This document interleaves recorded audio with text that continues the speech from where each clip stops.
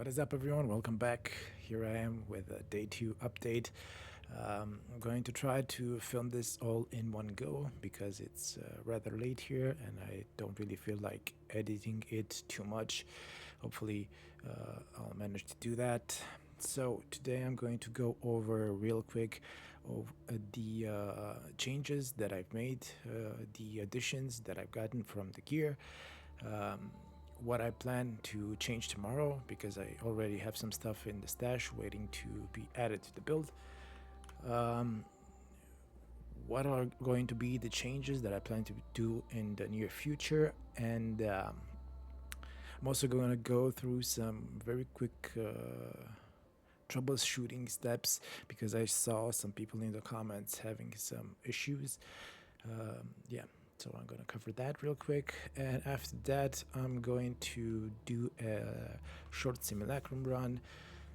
Hopefully it's not going to be too long, but we'll see. Okay, so let's get into it.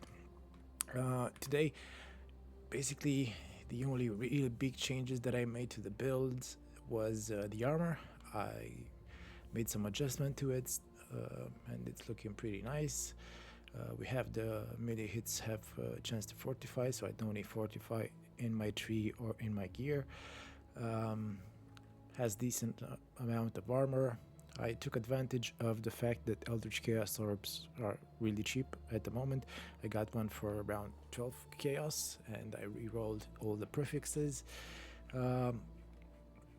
The only thing that would change in the perfect armor would obviously be the base. That's probably going to be a royal plate. And it's going to have around 4 to 5k armor instead of 2k like this one.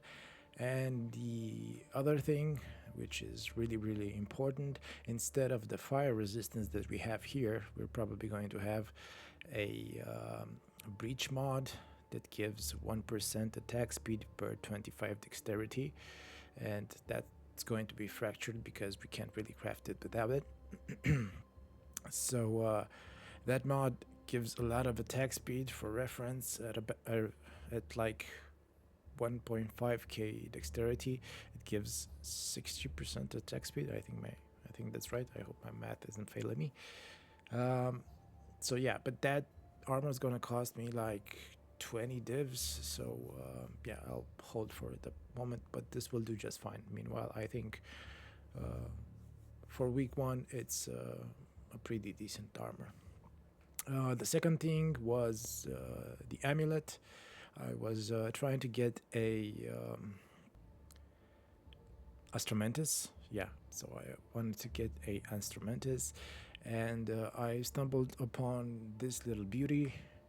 It's almost perfect roll, 1% from being perfect, 32% increased attributes, can roll it up to 34 with perfect quality, and 58 increased global physical damage.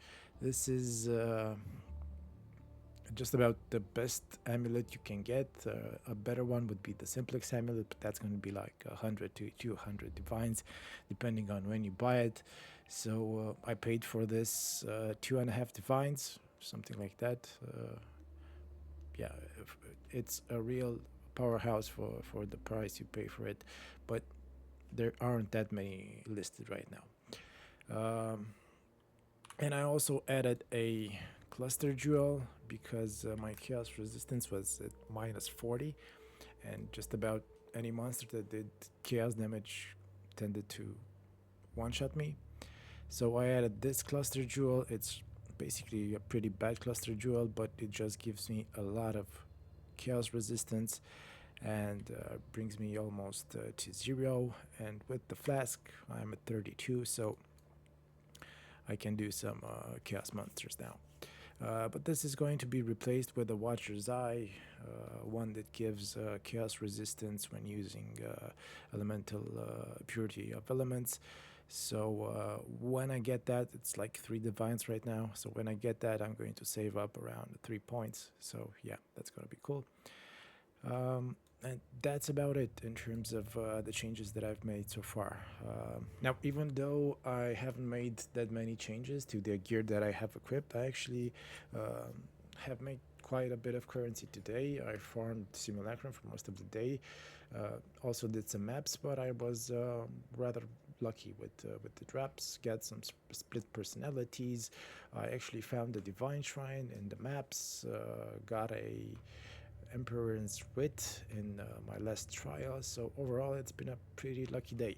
But the currency that I got, I invested it in some gear that I will actually be equipping tomorrow because I need some changes to make it work. And this is it. I got the Relikish boots comboed with Arn's Anguish for the brutal charges and endurance charges bonuses.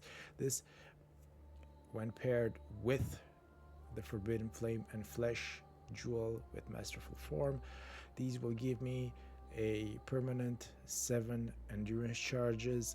The extra endurance charges that I would generate will turn into brutal charges, which in turn have a 3% chance per charge for triple damage, which is absolutely awesome. Yeah, these cost quite a bit. In total, I think I paid like 25 divines. So yeah, I skipped a lot of steps. I know that my guide said otherwise, and that's usually the path that I take, but since I was making a lot of money today and I didn't feel the need to quickly invest it in my gear, I saw that the Forbidden Flame and Flesh jewels were kind of cheap.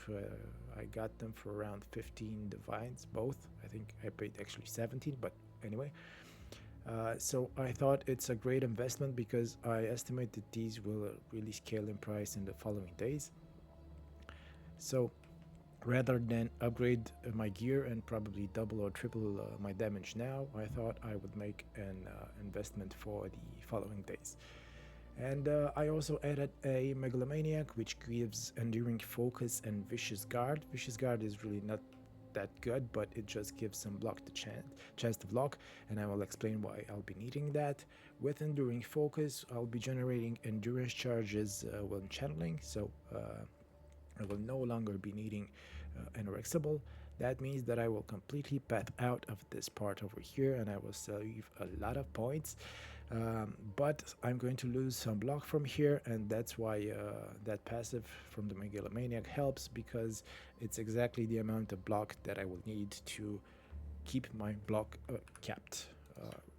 Right now I'm at 68, 67, and with lucky block that's like 90, 89 or something like that.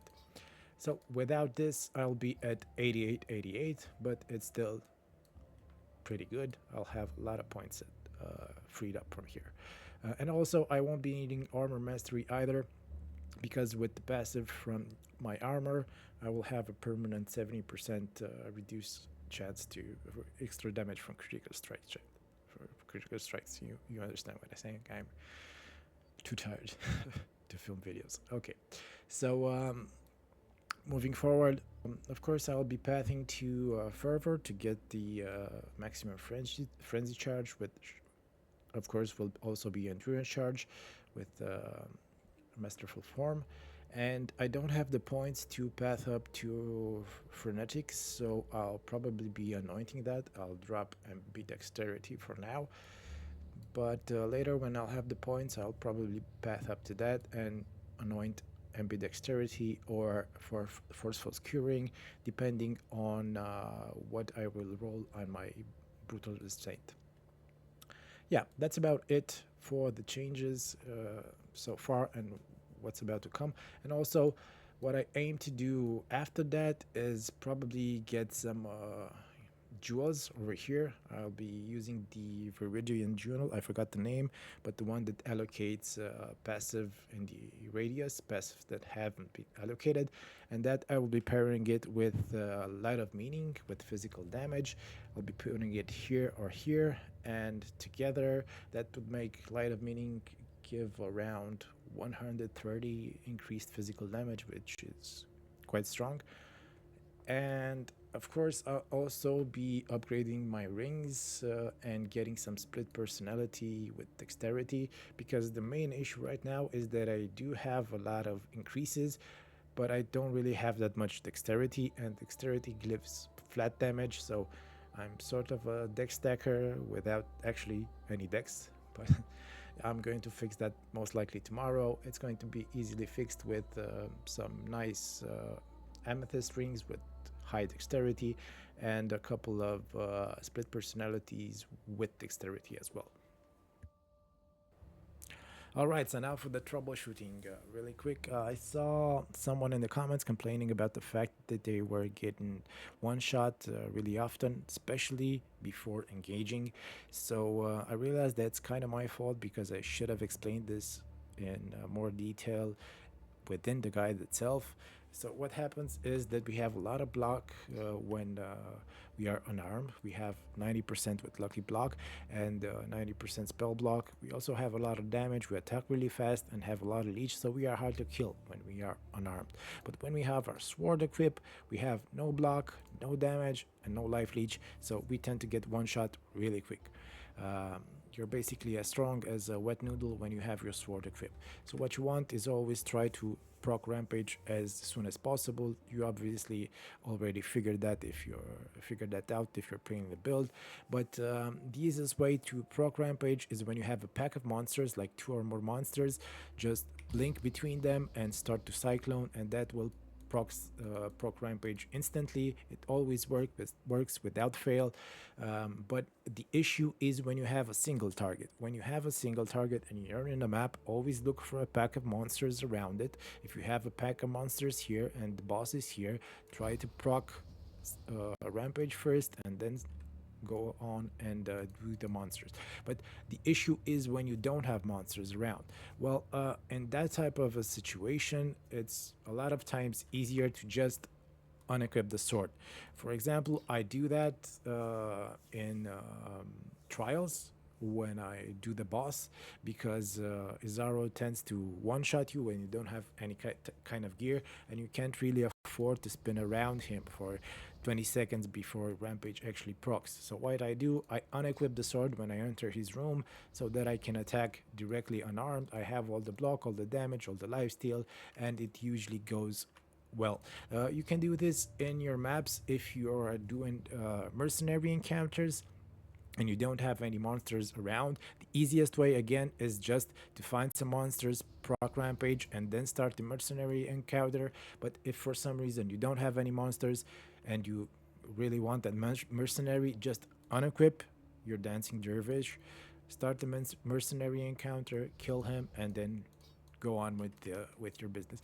It's a bit of a hassle, but it's kind of a fail-safe plan. You can also do this the normal way, but you risk the mercenary one-shotting you before you actually proc the rampage. I think that's about it. Let me know if that solves your issue, or if you have any other issues. Let me know in the comments. Alright, so that's about it for today's video. Please leave a comment if you have any type of questions or any type of feedback. Is always welcome. And yeah, I'm gonna go on and run my simulacrum now. Depending on how long it takes, I may cut or speed it up. I've run around 10 to 20 today. I can't really remember how many.